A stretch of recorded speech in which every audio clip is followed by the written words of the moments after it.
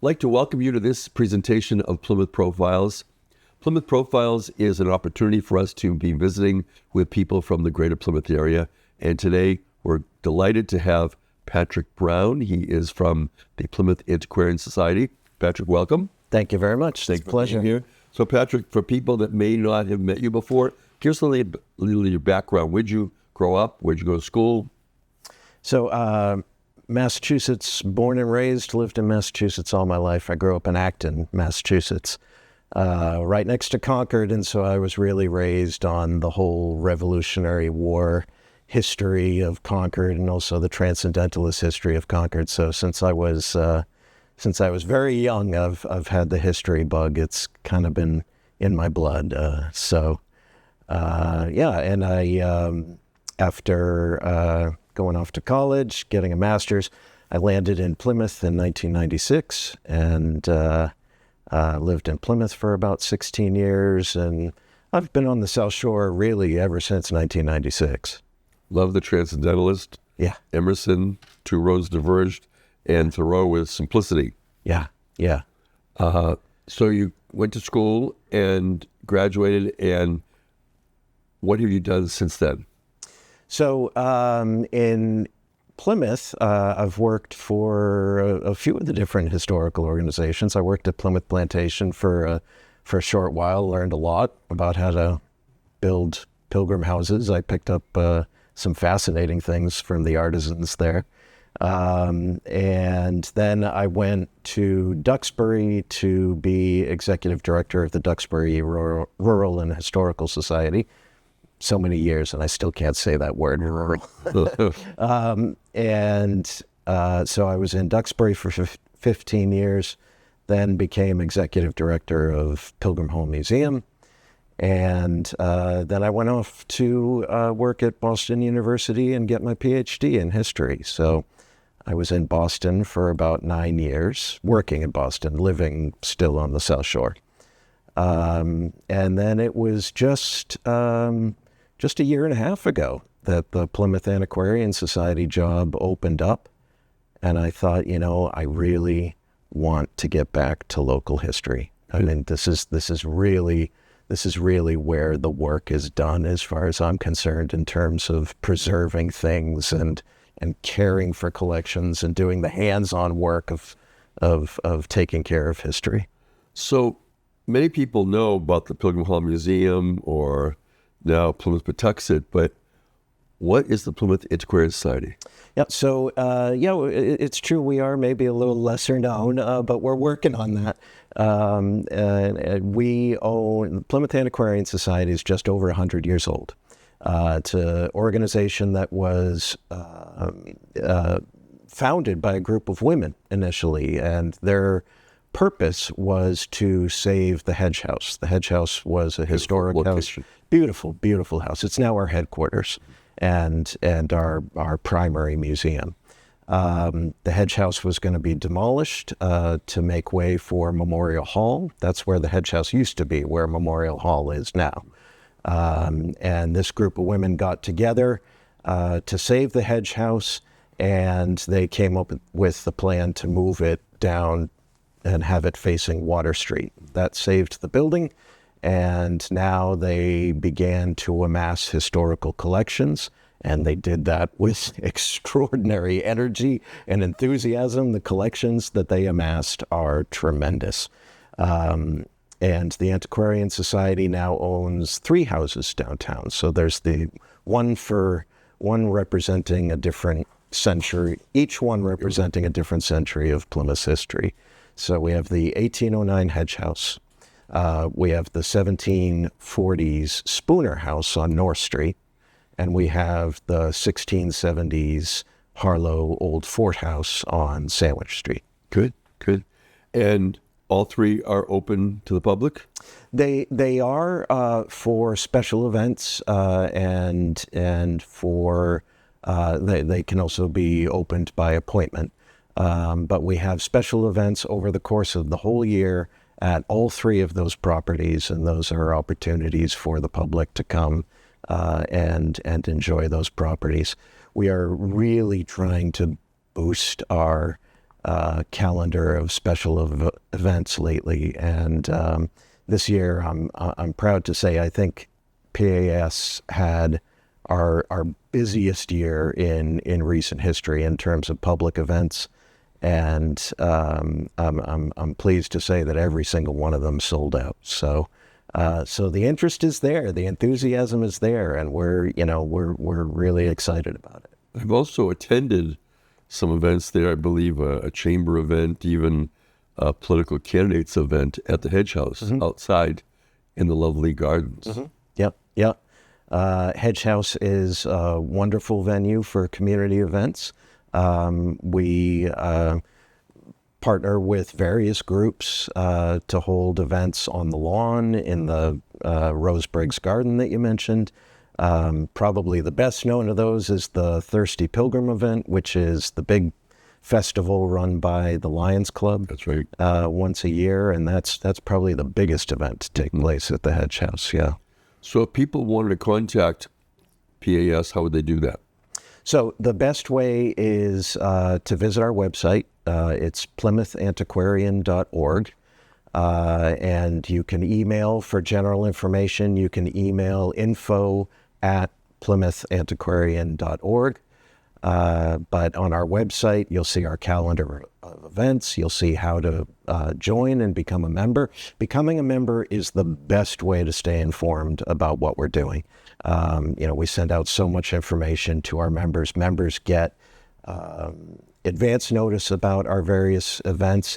And this is very important when it comes to our very popular Christmas Carol at the Hedge House event, which has really become, I'd like to think, kind of a growing local tradition. We just finished with it, and boy, it is. We do about 20 different performances, 20 performances over the course of 5 days. And about 220 people come through the house in the course of those performances. And tickets go so fast. We do the reason why it's important to become a member is because members get a pre-sale period where tickets are just open to members. And this year we sold out in the members pre-sale period, just 6 days, sold out all the tickets. So when we got to opening tickets to the public, we no longer had any tickets left. No. So we added some dates so that the public could have a chance to attend this as well. And I'll just add, when it comes to our events, that I like to think that we are becoming known for a certain type of a immersive event. Sort of, we like to do a kind of theatrical history event where it really feels like you're witnessing it, you're seeing it reenacted, you're sort of living it. And I we have our Edgar Allan Poe event that is that style, the Christmas Carol event, our Revolutionary Voices plays that we did over the course of this year, that sort of event. So I like that we're known for that sort of creative history. So we're taping this in December, in the holiday season in 2025. And when you talk about your event you just had, are there reenactors that are participating? They are volunteers. They are members of the Antiquarian Society who step up and volunteer to portray these different roles, and they're wonderful. We absolutely couldn't do it without them. It takes a small army of people to pull off that Christmas Carol event. So they sing in costume of the period? We don't do musical with Christmas Carol. It's a straight play, but okay. But they are doing full-on dramatic acting in costume, and really portraying the scenes of A Christmas Carol. Oh, wonderful. Yeah, it's fun. And you had how many presentations? We did 20. 20? Yeah. Wow, that is a lot. It is. How long is each presentation? It's about 45 minutes. Oh, that's terrific. Yeah. Good. So You talked a little bit about some of the other things that you do during the year. Tell us a little bit about the revolutionary play.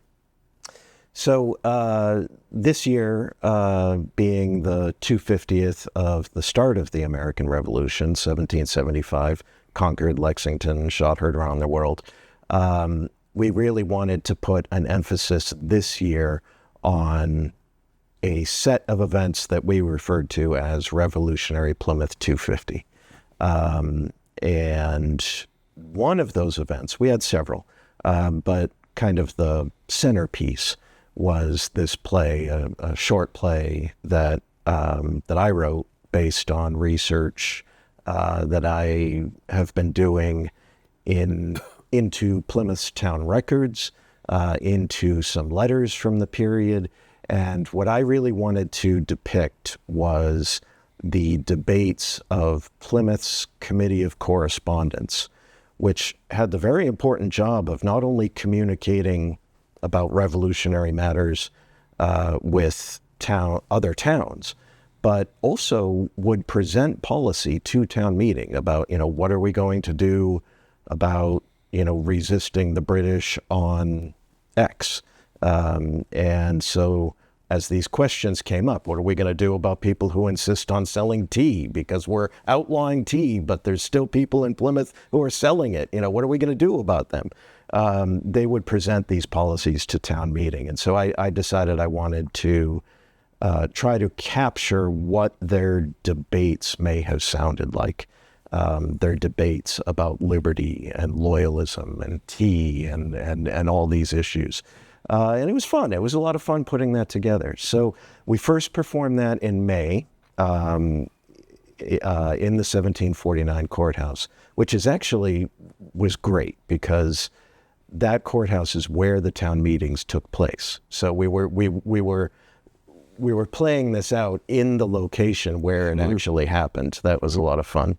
And then Donna Curtin, who's the executive director at Pilgrim Hall Museum, she very graciously invited us to do an encore presentation at Pilgrim Hall, and that had a very good attendance as well. So we've performed it twice, and people are already asking me to write a sequel. So we'll see. Well, this would be the year for sure. It would be the year, yeah. It would be. So this year we'll be rolling into the 250th of 1776 and independence, and so we'll see. So, Patrick, I recently attended the annual meeting of the Massachusetts Moderators Association, and we were asked to go back to our various communities with a mission statement for this coming year. They're calling it Spark of the Revolution, and it's to encourage town meetings to engage in civil discourse. And in looking at the Mayflower Compact refers to that. And I'm just wondering, what would be your take about what people at the time of the Committee of Correspondence, what would they have thought about civil discourse among people in the town? Well, I think they were thinking very heavily about that very sort of thing. I mean, how are we going to, in that moment of crisis, where people are literally splitting into loyalists and patriots, how are we going to manage to talk to each other? How are we going to manage to bridge this gap? And reading between the lines, and I had to do this quite a bit, but we have on record the resolutions that they passed at town meeting. And you can sort of read between the lines where I think you could see them really trying to work out, all right, we're not happy with these loyalists, but because the Committee of Correspondence was basically entirely patriots in favor of revolution.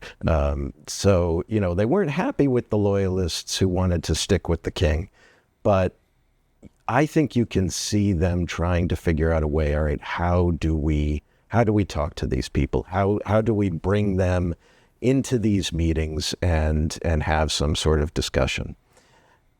Now, that said, I will say that as we know from history, that eventually broke down. It simply didn't work out. But you can see them trying to figure out a way to do this, to maintain that civil discourse.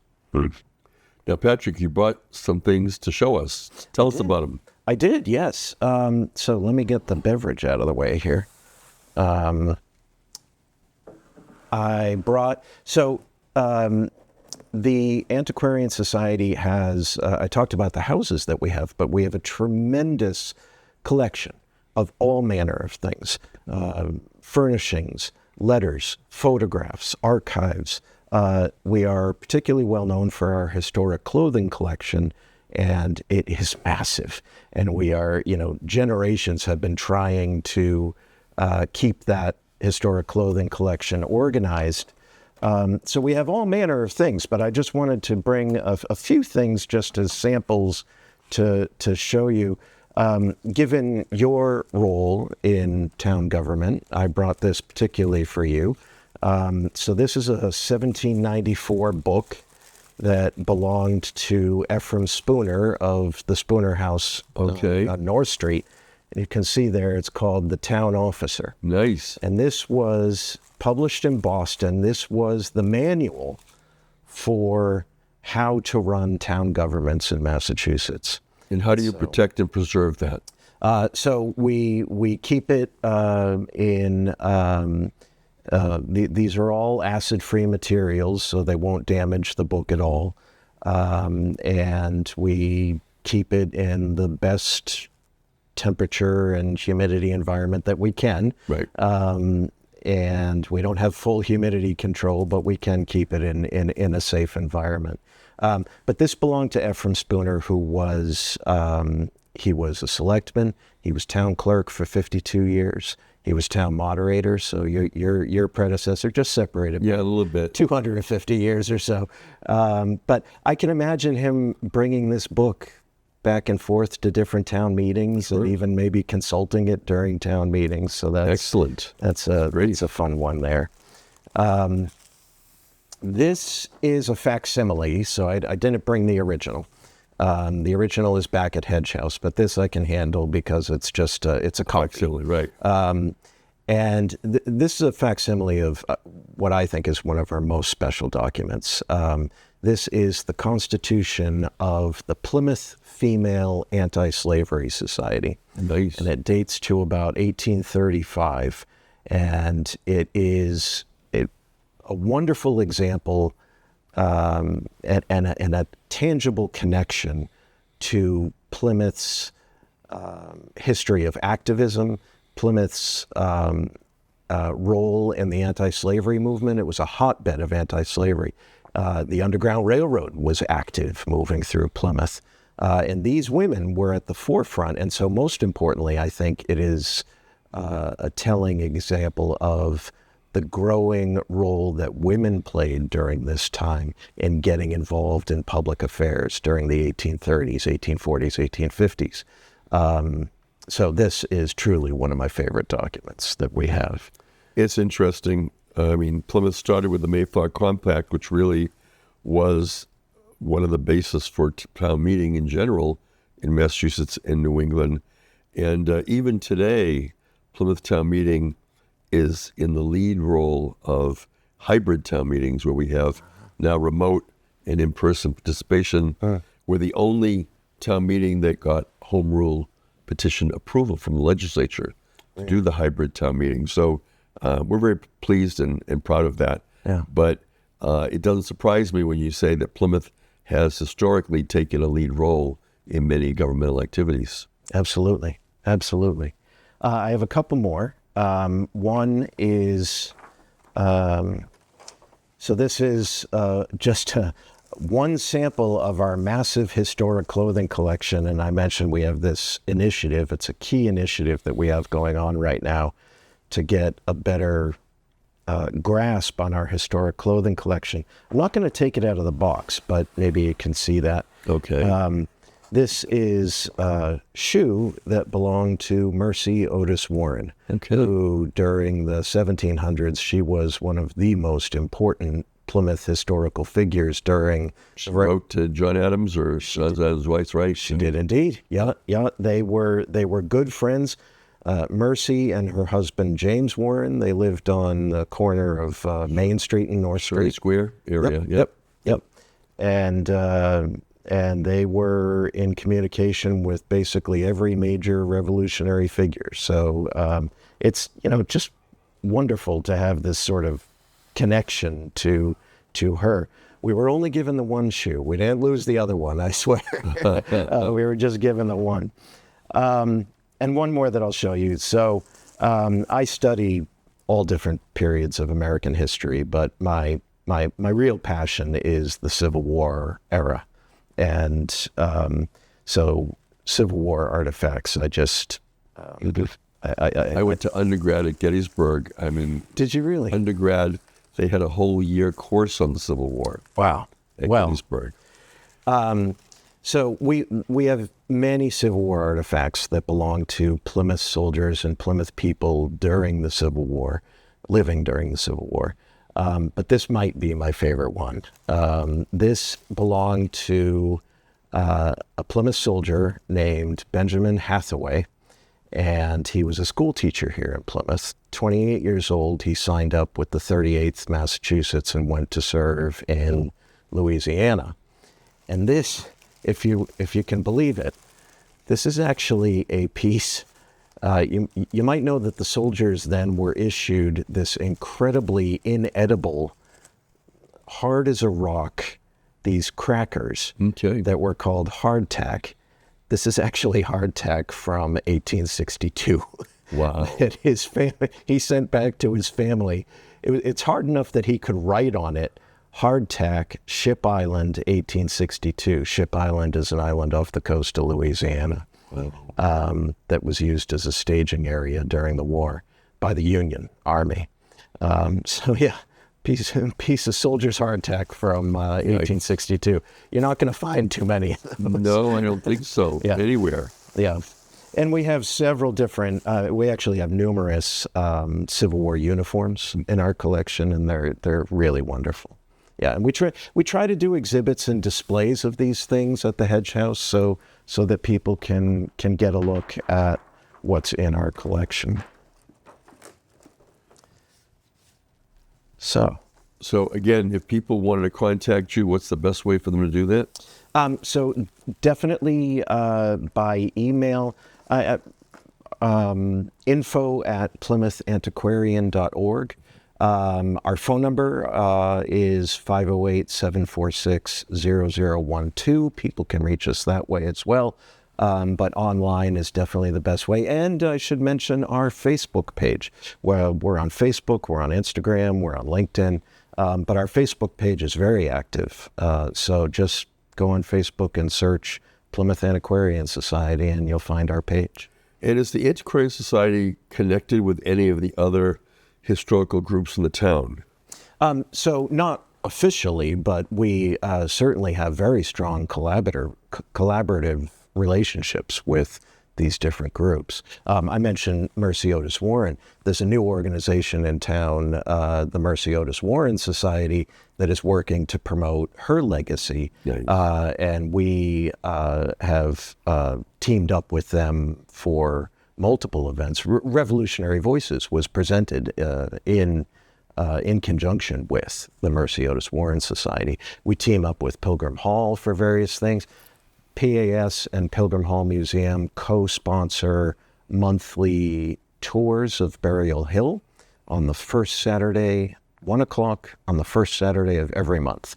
We do a tour of Burial Hill on a different theme every month. So yeah, we do a lot in coordination with other groups. When I was a child attending Sunday school at the Church of the Pilgrimage in Town Square, we would often, during our Sunday school class, go on tours of Burial Hill. Yeah, it was a lot of fun. I still remember. It's a fantastic resource. What I find amazing about these two groups have been doing monthly tours of Burial Hill on different themes for, I think, 14 years now, and we still haven't run out of different things to talk about up at Burial Hill. I mean, there's just so much history up there. It's amazing. So what do you like to do in your spare time when you're not running the Plymouth Antiquarian Society? Well, I guess my mind is never, I should say that history is never too far from my mind. So I like to tour a lot of different historical sites. I have a project of my own where I traveled around Massachusetts I made it my mission to get photographs and to post these online of every single town's Civil War monument all across Massachusetts. And that turned out to be about 260 some different monuments. That took a few years to get all those photos, so that was fun. I also love hiking. I think that's how I kind of recharge. I like hiking in the Berkshires and the Taconics. So we're entering 2026, the 250th anniversary, and we have a town meeting coming up in April, and I've asked you to participate. What are your thoughts about what would be appropriate? So I got to thinking about, 250th. In 1776, what were they presenting at Plymouth Town Meeting? And so I found, right there in the records, a resolution presented at the May 20th, 1776 town meeting, which was a resolution declaring Plymouth's support for national independence. And so I was thinking that it might be nice to read a couple short excerpts from that about independence in this anniversary year of 1776. Well, Patrick Browne, we look forward to hearing from you and from the people with you at our Plymouth Annual Town Meeting in spring on April 11th. Thank you for joining us. My pleasure. Thank you. Patrick Browne from the Plymouth Antiquarian Society. And please stay tuned. We're going to continue this presentation when we welcome two more guests, Kim DeLeo and Jim Monti, and they'll be talking about senior living. Please stay tuned. I'd like to welcome you back to this presentation of Plymouth Profiles, and at this time, we're going to be joined by Jim Monti from Oasis Senior Living. Jim, welcome. Hey, Steve, how are you? So, Jim, tell us a little bit about your background. Where'd you grow up? Where'd you go to school? I grew up in Braintree. Big family, one of 13 kids. So went to local school in Braintree, and then went for a trade at Blue Hills Regional. So I actually took up the printing industry and spent quite of my career in that space. Okay. And how did you happen to get into senior living? You know, I worked in corporate for just about 35 years. And inside of me, it's always been something about giving back. It was something my family, my dad and always entrusted upon us, always about giving back and helping others. So I've always wanted to figure out what can I do differently that allows me to give back to the community in a way that we were benefited as kids. You know, it was tough growing up. One of 13, a lot of people helped our family out. It was my turn to help others out. You know, I was fortunate enough in my career to do well where it's time to do something that allows me to give back. So getting into assisting people finding the right senior living housing and support them, it was important to me. It fit kind of a next stage in my career. It's about giving back and helping others. So how was it that you decided Oasis Senior Living, and what specifically is Oasis Senior Living? Yeah, so what how I decided to do it was I really got to a point about 5 years ago where I'm like, it was right around COVID hitting, and I was like, what else can I do at this stage in my career that allows me to help others? And I looked at 4 different criteria. First and primary was, how do I give back? Second one was, I really didn't want a brick and mortar business. I didn't want to deal with a lot of employees and that type of situation. I didn't want to compete with Amazon. And I wanted to at least be able to provide enough for my family, right? So those were the 4 boxes I looked at. And I had one experience with my mother-in-law who needed memory care. And I went on the internet and I started Googling, where do I go? How do I get myself, how do I help her? And I I hit the wrong button and I got bombarded with a lot of phone calls. And I'm like, God, there's got to be a better way. And so I did some research and found Oasis Senior Advisors, which allows me to really look at helping people on a one-to-one basis. It's a lot different than going to a database and your name being sent out. This is really one-to-one local support. And so when I researched the company, I found that I was able to get an area that I get intimate knowledge about. I know 35 communities in my neck of the woods. I know them quite tightly. So now when I'm dealing with a family, I can work one-to-one and support them when they're looking at how do I get the right place? How do I figure out where do I go? What is my option? So once I got a feel for it, I'm like, that's it. It's one-to-one. I'm not competing with Amazon per se. I'm not dealing with a lot of employees, and I can provide for my family. It spoke to me. It meant a lot to me. So Oasis Senior Advisors with you, is it right here in Plymouth? Yeah, my particular business is located in Plymouth. I cover all of the South Coast, all the way over, in the South Coast market, Middleborough, Raynham, all the way up into Fall River, and then all of the Cape. So I have quite a large territory, but I cover this area primarily. Inside the organization, there's about 140 of us, and we all have markets that we service. So I'm intimate and knowledgeable of here in Plymouth, but another owner might be intimate and knowledgeable about the South Shore, Metro West, northwest of Boston, Maine, New Hampshire, all the way all around the country. And you and I, we've worked with a lot of families locally, but I had a client up in Andover, and you were able to successfully place her by working with another one of the Oasis Senior Advisors up there. Exactly correct, Steve. So what I did was I entrusted the support of my partner, Patricia, and we figured out, all right, here's the situation. How do we manage them here locally? I get all the intel. What are their needs? What's their budget? Where do they want to live, right? And what's their lifestyle? I use that 4 set of criteria to kind of dial in on a person and say, okay, here's their needs. We can only go here. Here's their budget. Here's what they can afford. Here's where they want to live to be maybe close to family, right? So in this case, it was Andover. And lifestyle. I pull all that together and say, okay, here's what I think are the best 2 or 3 options, in lieu of going out and looking at 35 options, right? That's overwhelming, especially when you're in a situation that might be tense. All right, if you're in the hospital and you're getting discharged, where do I go? How do I navigate this, right? You already got enough stress dealing with being in the hospital. Now what do you do when you're trying to figure out where do I go next? So that's where I come in and say, let's calm down. I got this part. You focus on mom or dad, and we're going to figure out where we go from here. And as a professional working with seniors, I can say it's a great help to my clients, because you and I have worked with some people who are in the hospital, and we're working with discharge planning and where they're going to go, and you can step in and help the discharge planner. Yeah, I can absolutely help the hospitals. We do quite a bit because they need to clear out their beds to make room. I mean, the capacity's tight in a hospital. So there's a certain point where someone needs to be discharged, and many times the hospitals call us and say, Jim, I got to get this person. They're going to be discharged this Friday.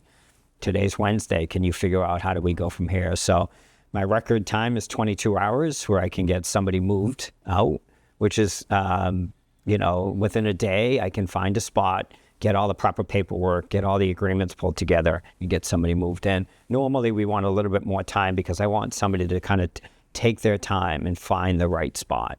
So, but if needed, I can move on a dime and get somebody moved in rather quickly. So earlier we've been talking with Kim from Elder Care. Yep. And you're here, you're talking about facilities. She's dealing with people in the home. How is it that the two of you can work so well together? No, we work very well together, to be candid with you, because in my space, I look at what are your options. And one of those options is home care. I never want to just presume you're going into assisted living or into memory care or into a nursing home. It's someone's life, and Kim thinks the same way. What is the best solution for a family? And that could be home care. So when we're talking to families, she does the same. We say option 1 is staying at home. If you want to stay at home, This is what we can do for you, and this is how much that's going to cost. And then option 2 could be, hey, assisted living, or it could be memory care, or it could be a nursing home. We look at the situations in their totality, so we're not directing anyone in one particular location. We let the family decide what is best for them, and if they choose home care, that's an outstanding company that'll do a great job for them. So, and Kim, I remember the one family with whom we worked, the 90-year-old woman locally. Yeah. She started in home care. Yes. How did she end up with Jim? She was looking for assisted living, so she started with the home care, was looking for assisted living. Jim got involved and realized that the agency just wasn't providing the best care.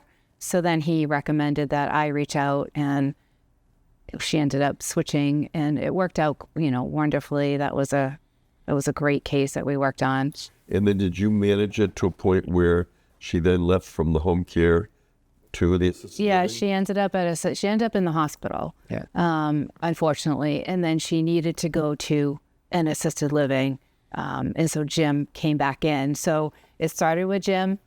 I took over for a short period of time, and then it ended up coming back to Jim, and he helped transition her into an assisted living where we also provided the care, because it ended up being an end-of-life situation with hospice, and she needed that extra care while she was there. So it was the best scenario for her, because the cost was much more realistic to be in an assisted living versus going home with 2 caregivers.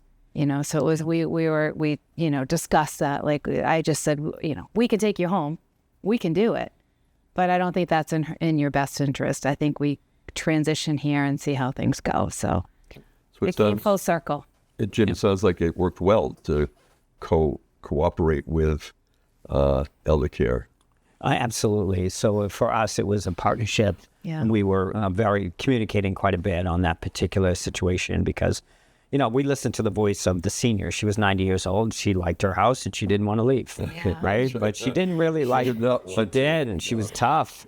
But at least I provided her the options. Now and that was looking at home care, which frankly, she wasn't happy with the agency until she got engaged with Kim and her company. And it was a whole different scenario where Kim's demeanor and ability to listen and ability to support this individual was music to her. She felt comfortable, but we had a chat to say, here are your options, and what do you like? And in the end, she said, I just want to stay home. And she had an issue that brought her to the hospital, and we found a solution after that to say, okay, let's get you into assisted living and get you a little bit more care at a more cost-effective basis. And but it was about communicating with somebody openly, honestly, and that was the most important thing I think we did. Now, Jim, if somebody contacts you, what's the cost? There's no cost. My services to seniors is 100% free. I've never charged a family, and I never will. Okay.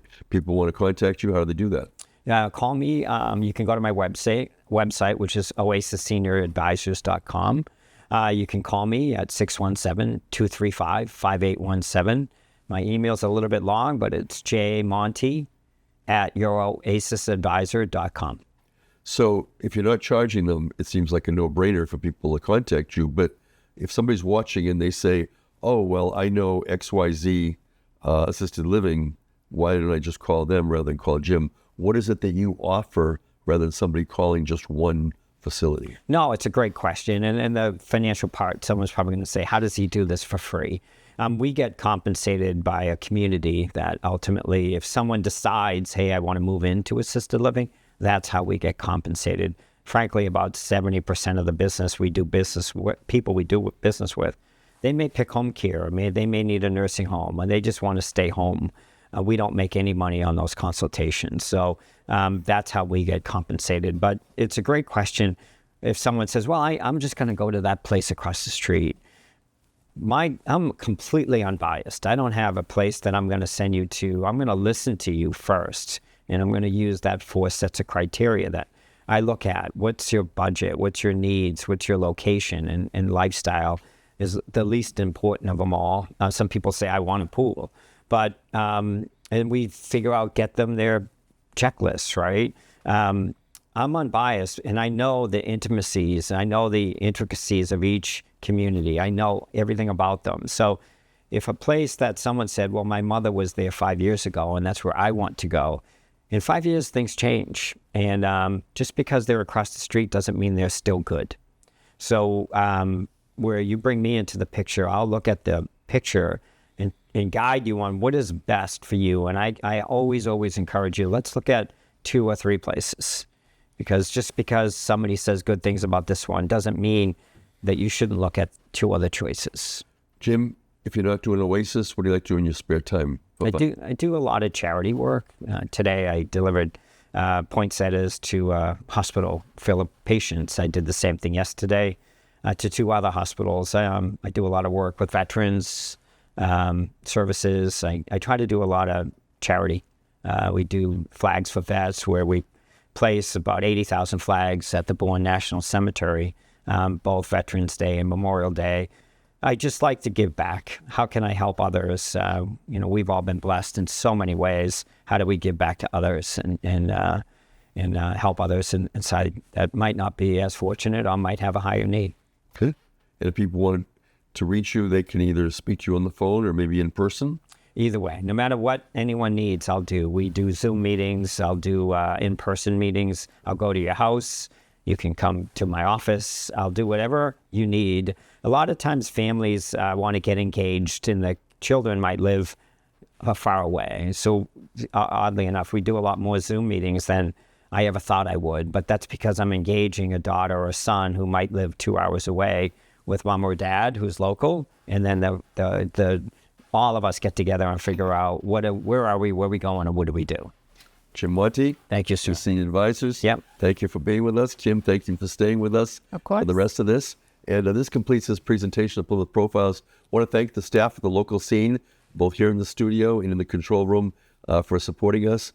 Please join us for future presentations. I'm Steve Triffletti. Good day.